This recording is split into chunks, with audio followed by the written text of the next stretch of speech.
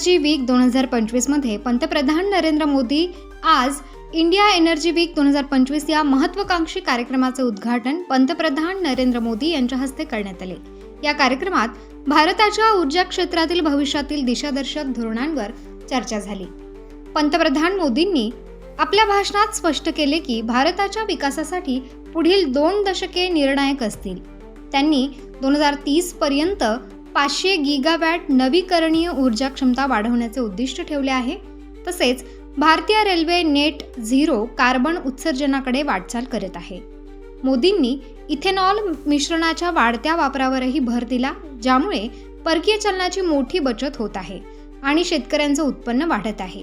गेल्या काही वर्षात भारताने सौर ऊर्जा उत्पादनात लक्षणीय प्रगती केली असून तो आता जगातील 3ऱ्या क्रमांकाचा सौर ऊर्जा उत्पादक देश बनला आहे। या कार्यक्रमात विविध देशातील तज्ज्ञ आणि उद्योजक सहभागी झाले होते। ऊर्जेच्या स्वच्छ आणि टिकाऊ स्रोतांकडे वाटचाल करण्यासाठी भारत सज्ज आहे, असे मोदींनी ठामपणे सांगितले। स्वातंत्र्य न्यूज, न्यायासाठी लढणारी स्वातंत्र्याची बातमी। सीईओ, सम्मानित अतिथिगण, अन्य महानुभाव, देवी और सज्जनों, इंडिया एनर्जी वीक में देश और दुनिया भर से यहां यशोभूमि में जुटे सभी साथियों को नमस्कार।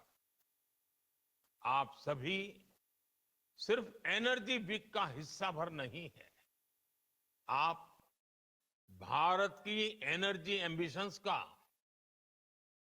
महत्वपूर्ण हिस्सा है। मैं आप सभी का अभिनंदन करता हूं। विदेश से जो मेहमान आए हैं, मैं उनका भारत में स्वागत करता हूं।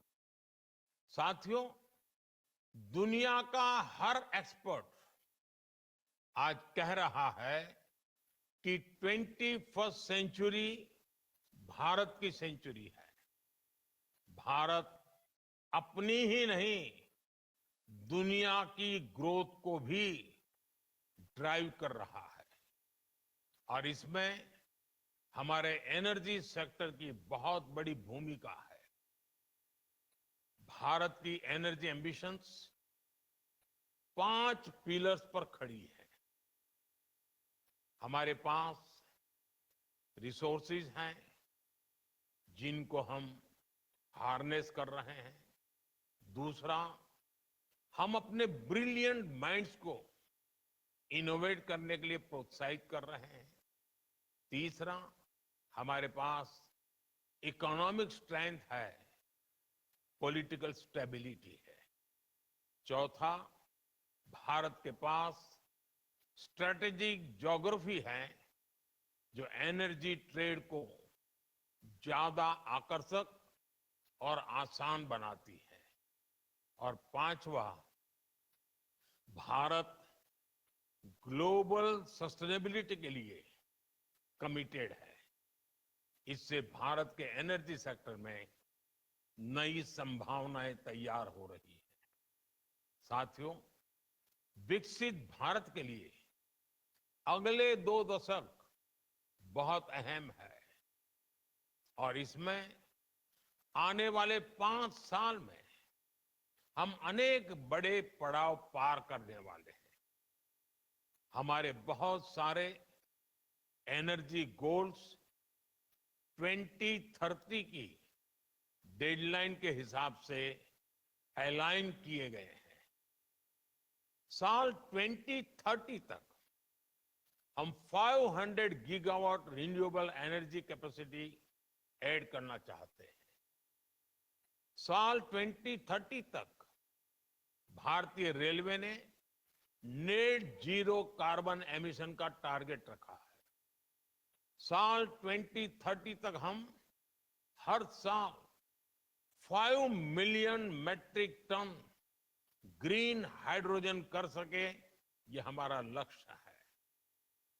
हमारे ये टारगेट्स काफी एम्बिशियस लग सकते हैं, लेकिन बीते 10 साल में जो भारत ने हासिल किया है, उससे ये विश्वास पैदा हुआ है कि ये टारगेट्स भी हम जरूर हासिल कर लेंगे।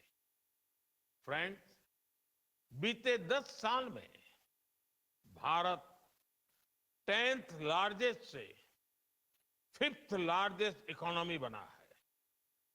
बीते 10 वर्षों में हमने अपनी सोलर एनर्जी जनरेशन कैपेसिटी को 32 टाइम्स बढ़ाया है। आज भारत दुनिया का तीसरा सबसे बड़ा सोलर पावर जनरेटिंग नेशन है। हमारी non fossil fuel energy capacity 3 गुना बढ़ी है। भारत G20 देशों में पेरिस समझौते के लक्ष्यों को पूरा करने वाला पहला देश है। भारत कैसे अपने लक्ष्य समय से पहले प्राप्त कर रहा है, इसका एक और उदाहरण है इथेनॉल ब्लेंडिंग। आज भारत 19% इथेनॉल ब्लेंडिंग कर रहा है। इससे फॉरेन एक्सचेंज की सेविंग हुई है और सब्सटेंशियल फार्मर रेवेन्यू जनरेट हुआ है। साथ ही CO2 एमिशंस में सिग्निफिकेंट कट भी आया है। हम अक्टूबर 2025 से पहले ही 20% इथेनॉल मैंडेट अचीव करने की राह पर है। आज भारत की बायोफ्यूल्स इंडस्ट्री तेजी से ग्रो करने के लिए तैयार है। हमारे पास 500 मिलियन मैट्रिक टन्स का सस्टेनेबल फीडस्टॉक है। इंडिया की G20 प्रेसिडेंसी के दौरान ग्लोबल बायोफ्यूल्स अलायंस बना और लगातार एक्सपांड हो रहा है। इससे 28 नेशंस और 12 इंटरनेशनल ऑर्गेनाइजेशंस जुड़ चुके हैं। ये वेस्ट को वेल्थ में ट्रांसफॉर्म कर रहा है और सेंटर्स ऑफ एक्सेलेंस सेट कर रहा है। साथियों, भारत अपने हाइड्रोकार्बन रिसोर्सेज के पोटेंशियल को पूरी तरह से एक्सप्लोर करने के लिए निरंतर रिफॉर्म्स कर रहा है। बड़ी डिस्कवरीज और गैस इंफ्रास्ट्रक्चर के व्यापक विस्तार के कारण हमारा गैस सेक्टर एक्सपांड कर रहा है। इससे हमारे एनर्जी मिक्स में नेचुरल गैस का शेयर बढ़ा है। भारत अभी 4th लार्जेस्ट रिफाइनिंग हब है और हम अपनी कैपेसिटी 20% तक बढ़ाने में जुटे हैं। साथियों, हमारी जो सेडिमेंट्री बेसिन्स है, इसमें कई सारे हाइड्रोकार्बन रिसोर्सेज मौजूद है। इनमें से कई का पता चल चुका है और कई ऐसे हैं जिन्हें खोजा जाना बाकी है, जिनका एक्सप्लोरेशन बाकी है। इंडिया का अपस्ट्रीम सेक्टर और आकर्षक हो, इसके लिए सरकार ने open acreage licence policy OALP बनाई है। एक्सक्लूसिव इकोनॉमिक जोन को खोलना हो या सिंगल विंडो क्लियरेंस सिस्टम बनाना हो, सरकार ने इस सेक्टर को हर तरह से मदद दी है। Oil fields regulation and development act में हुए बदलाव के बाद अब स्टेक होल्डर्स को पॉलिसी स्टेबिलिटी, एक्सटेंडेड लीजेस और इंप्रूव्ड फाइनेंशियल टर्म्स की सुविधा भी मिलेगी। सरकार के इन रिफॉर्म्स के कारण समुद्री क्षेत्र में ऑयल और गैस रिसोर्सेज की खोज करने, इनका प्रोडक्शन बढ़ाने और स्ट्रेटेजिक पेट्रोलियम रिजर्व्स को मेंटेन करने का काम आसान होगा। साथियों, भारत में कई डिस्कवरीज और बढ़ते पाइपलाइन इंफ्रास्ट्रक्चर के कारण नेचुरल गैस की सप्लाई बढ़ रही है और इसी कारण आने वाले समय में नेचुरल गैस का उपयोग भी बढ़ने वाला है। इन सारे क्षेत्रों में आपके लिए निवेश की बहुत सारी संभावनाएं बन रही हैं। साथियों, आज भारत का बहुत बड़ा फोकस मेक इन इंडिया पर है, लोकल सप्लाई चेन पर है। भारत में पीवी मॉड्यूल सहित अनेक प्रकार के हार्डवेयर की मैन्युफैक्चरिंग के लिए भी बहुत संभावनाएं हैं।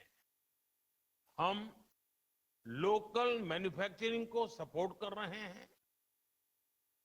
10 साल में भारत की solar PV module manufacturing capacity का विस्तार हुआ है। ये क्षमता 2 गीगावाट से बढ़कर करीब 70 गीगावाट हो गई है। पीएलआई स्कीम की वजह से ये सेक्टर और आकर्षक हो गया है। इससे high efficiency solar PV modules की मैन्युफैक्चरिंग को बढ़ावा मिला है। साथियों, बैटरीज और स्टोरेज कैपेसिटी के सेक्टर में इनोवेशन और मैन्युफैक्चरिंग दोनों के लिए बहुत अवसर हैं। भारत बहुत तेज गति से इलेक्ट्रिक मोबिलिटी की तरफ बढ़ रहा है। इतने बड़े देश की डिमांड पूरा करने के लिए बैटरीज और स्टोरेज कैपेसिटी के क्षेत्र में हमें बहुत तेजी से काम करना है। इसलिए इस वर्ष के बजट में भी हमने ग्रीन एनर्जी को सपोर्ट करने की संबंधित अनेक घोषणाएं की है। सरकार ने ईवी और मोबाइल फोन बैटरी की मैन्युफैक्चरिंग से जुड़ी कई चीजों को बेसिक कस्टम ड्यूटी से बाहर किया है। Cobalt powder, lithium ion battery waste, lead, zinc ऐसे अनेक क्रिटिकल मिनरल से ड्यूटी हटा दी गई है।